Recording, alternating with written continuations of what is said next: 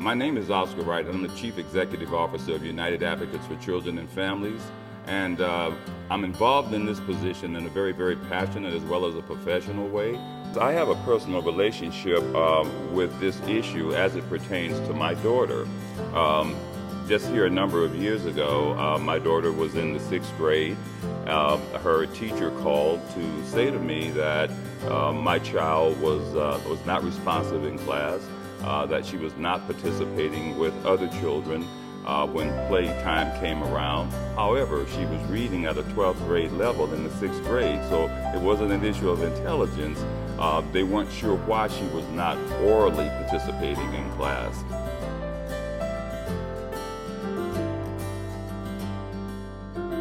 When we received the phone call from the school that the diagnosis might be in order for mental illness, we weren't sure exactly what that meant. As African Americans, there's a certain aspect of our culture that doesn't recognize mental illness as being the serious condition that it is. As you know, stigma is an issue of beliefs and values that people have, that they allow themselves to reject people based on those beliefs and values in the society as a whole.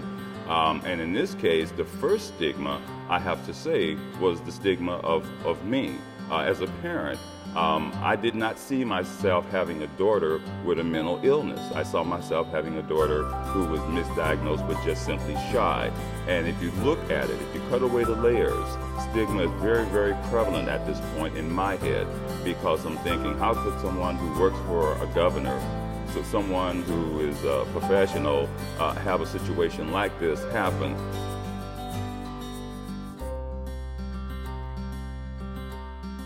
We then came to the realization that something had to be done, and done drastically. My wife immediately jumped on the plane, flew to Los Angeles.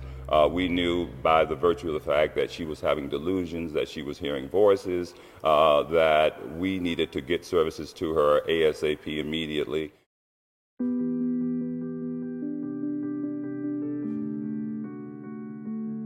You know, African Americans, as many Americans are, have been taught that if something is rational, it's accepted. Something is normal, it's accepted. So when you describe mental illness as abnormal, then you get another sense of rejection and an unwillingness to come forward.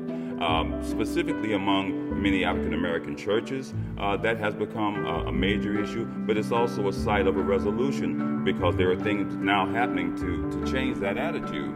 But with African Americans, you really have to sort it through and basically look at exactly what is impacting them and their mindset that has a historical aspect to it, that basically interprets itself as not wanting to come forward for treatment for fear of taking on another minority label.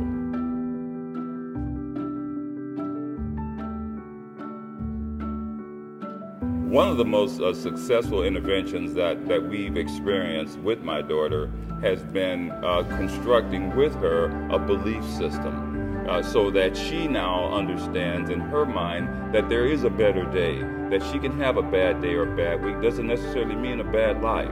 And so one of the things that we do every morning as a part of that coping strategy is to pray together. We've done it every morning for the last 5 years. We read the Bible together. We meditate together. We get inside of her spirituality, how she sees her life beyond her condition, so that she does not become her condition, and she understands that. And so we've moved forward to the point where she now is writing a book on her life, wanting to share her experience with others.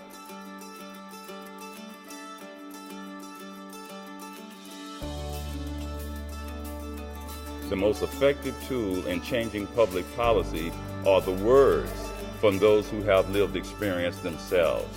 And in an effort to do that, we assist parents in how to tell their story.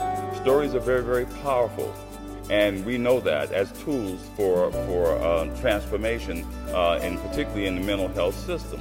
So we encourage parents in constructing their stories in such a way that those stories can be understood, so that those who are hearing those stories can craft and design the appropriate policy to eradicate stigma and many other negative consequences.